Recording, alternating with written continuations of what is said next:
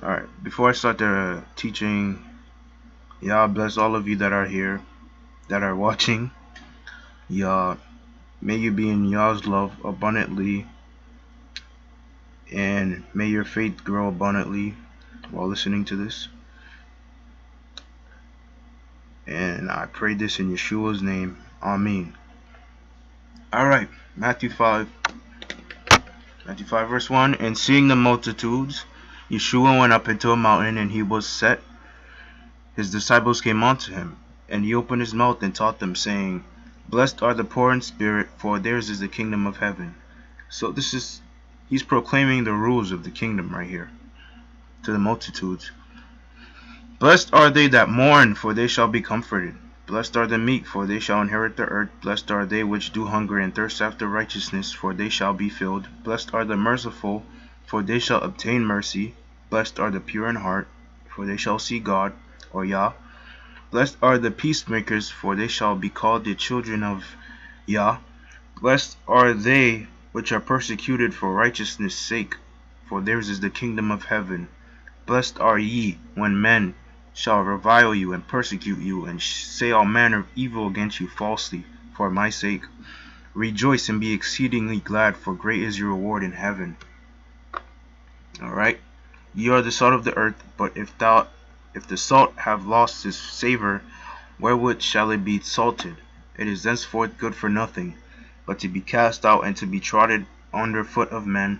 Ye are the light of the world. A city that is set on a hill cannot be hid. Neither do men light a candle and put it under a bushel, but on a candlestick, and it giveth light unto all that are in the house.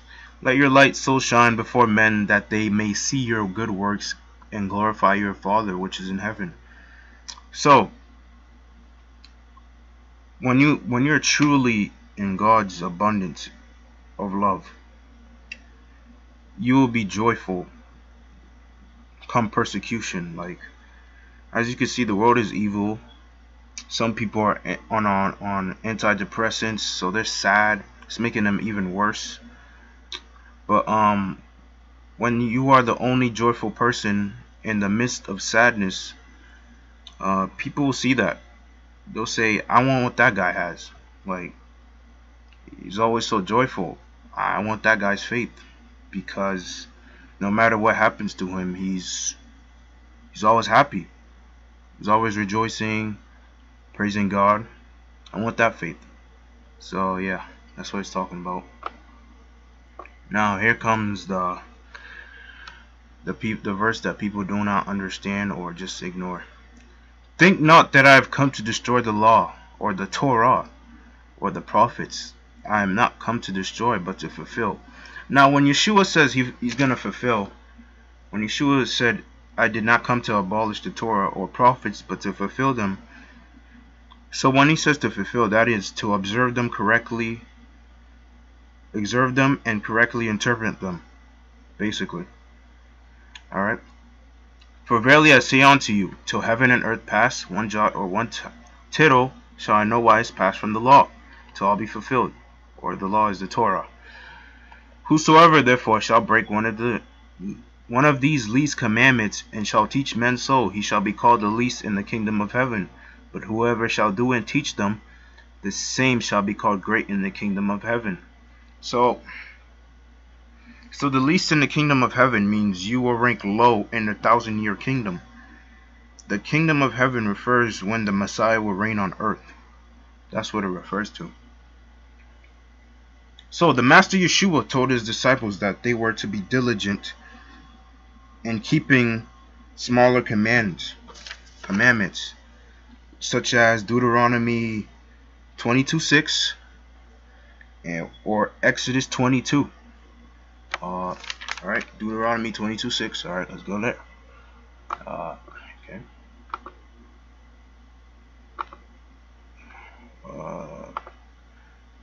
Deuteronomy 22:6. As you walk along the road, you might see a bird's nest in a tree or on the ground. If the mother bird is in the nest with either her eggs or her baby birds, you are allowed to take the baby birds or the eggs, but not the mother bird. Let her go free, and the Lord will bless you with a long and successful life. So this is one of the least of the commandments. Or you could, and then the next one is Exodus 20:12. Respect your father and your mother, and you will live a long time in the land I am giving you. Alright, as you can see, that's one of the greatest. Okay, let me go back to Matthew.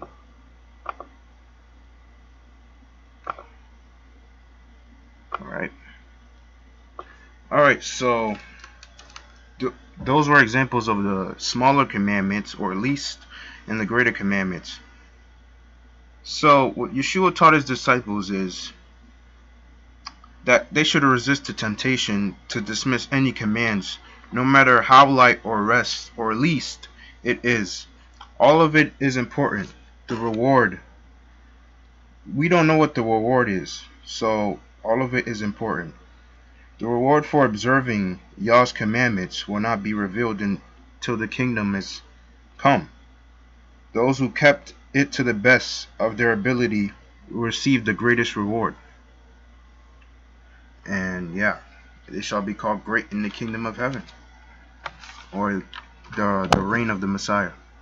He takes, so in Matthew 20, it says, for I say unto you that except your righteousness shall exceed the righteousness of the scribes and Pharisees, you shall in no case enter the kingdom of heaven.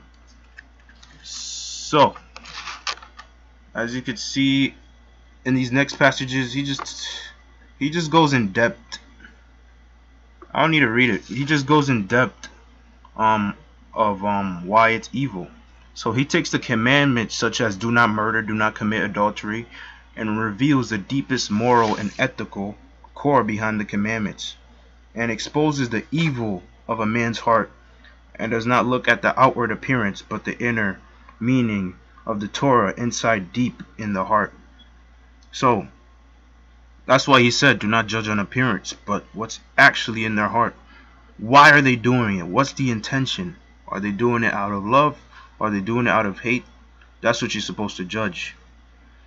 But to be righteous than the Pharisees means that the intention on which you do good works, yes, good works, such as charity or self-sacrificing, being a Torah observant,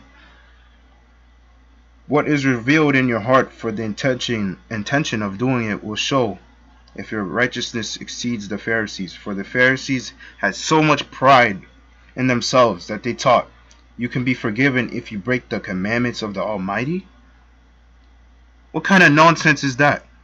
You could be taught if you break the commandments of the Almighty, but anyone who violates their talk or note will not see the world to come. Like, how prideful can you get? You being a man saying you're greater than Yah, the Almighty. Like, that's foolish. But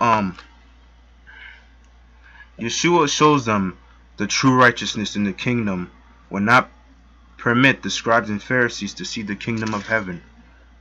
So that is what Matthew 5 is talking about. And yeah, we'll catch you guys on the next video. Yah bless you, Yah keep you. May you grow in your faith in Yah. And do not waver. And do not be disobedient. Do not be double-minded. And do not be prideful. Be humble. Be a light among the evil in the world. Alright, Yah bless you all. In Yeshua's name. Amen.